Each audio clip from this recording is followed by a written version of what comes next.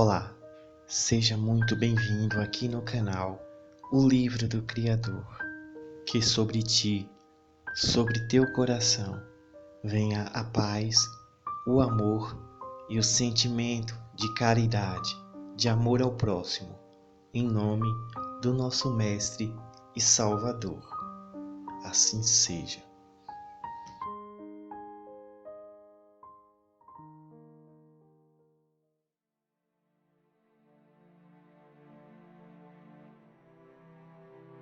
A maioria das pessoas tem conhecimento da história de João Batista, o profeta que preparou o caminho para o nosso Mestre e Salvador.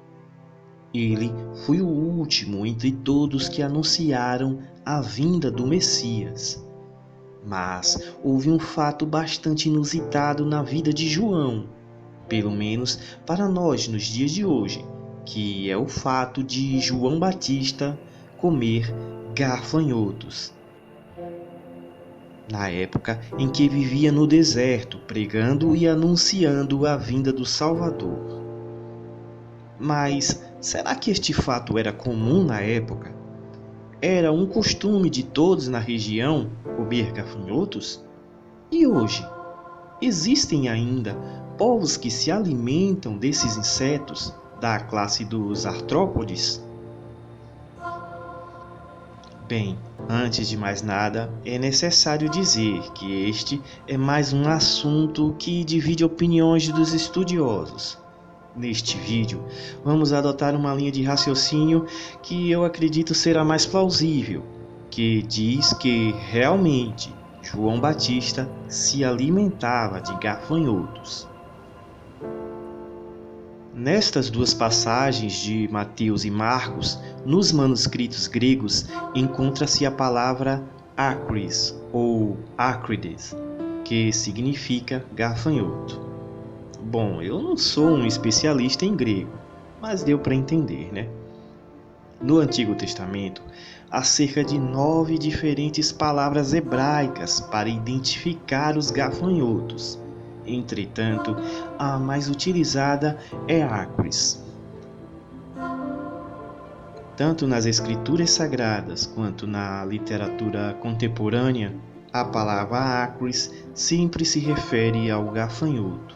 Embora fala-se de uma tradição desde os tempos primitivos que a palavra acris significa outras coisas e não um inseto, especialmente a alfarroba, uma espécie de vagem rico em fibras e vitaminas, e que inclusive é apontado como um bom substituto do cacau, vejam só. Mas, como disse, não vamos seguir neste caminho, quem sabe em um outro vídeo.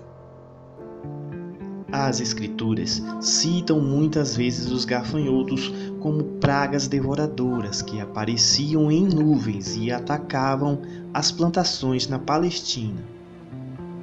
Eles serviam de alimento para alguns povos antigos do Oriente Médio, como os assírios e os etíopes, e ainda hoje são consumidos por alguns beduínos e judeus iemenitas.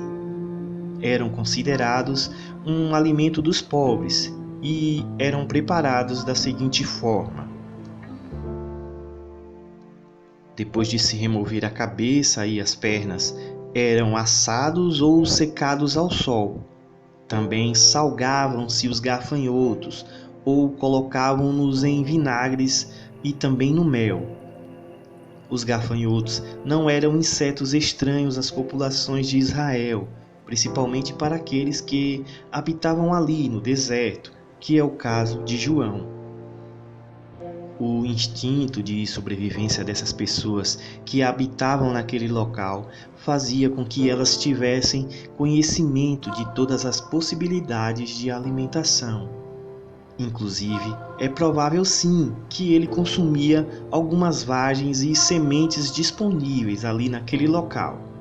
Mas é muito provável também que João Batista se alimentava da locustra, que era o tipo de gafanhoto mais comum naquela região. Até porque se alimentar com insetos como o gafanhoto não era proibido pela lei do Antigo Testamento, como está escrito no livro de Levítico, capítulo 11, versículo do 20 ao 23. A entomofagia, que é a cultura de comer insetos, é uma prática que vem desde os primeiros habitantes da Terra e atualmente são consumidos em várias partes do mundo, até mesmo aqui no Brasil, que embora seja vista como uma prática primitiva, porém está presente em suas raízes desde o descobrimento. Certamente você já ouviu falar sobre as tanajuras, uma formiga da espécie saúva, que em algumas áreas não urbanas aqui no país é até comum seu consumo. Vale dizer também que alguns insetos são liberados pela Anvisa para utilização em alguns alimentos. Mas não se assuste, está tudo dentro de um limite considerado inofensivo para o consumo humano. Bem, voltando aos gafanhotos, hoje em dia temos o conhecimento de que 70 a 75% desses insetos são proteínas, aminoácidos e outros nutrientes, podendo substituir facilmente a carne bovina e a carne de frango, que tem cerca de 26 e 27% de proteínas. Bom, eu confesso que a princípio não é uma ideia muito agradável. Mas e você? O que acha disso tudo? Me conta aqui nos comentários. Fiquem todos na presença do Altíssimo e do seu Filho, nosso Salvador. E até o próximo vídeo.